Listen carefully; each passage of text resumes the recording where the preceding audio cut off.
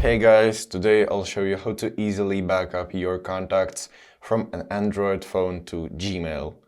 So let's dive in. So firstly, open the Contacts app and tap on this small 3 horizontal lines icon, then Manage Contacts, and then Import or Export Contacts. Select Export, and then tap Internal Storage.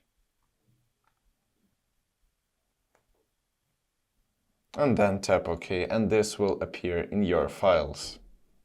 So now let's import those contacts into Gmail. So open the Google Contacts app and then go to Organize and then scroll down to the Import from File tab. Then select the account and import the contacts.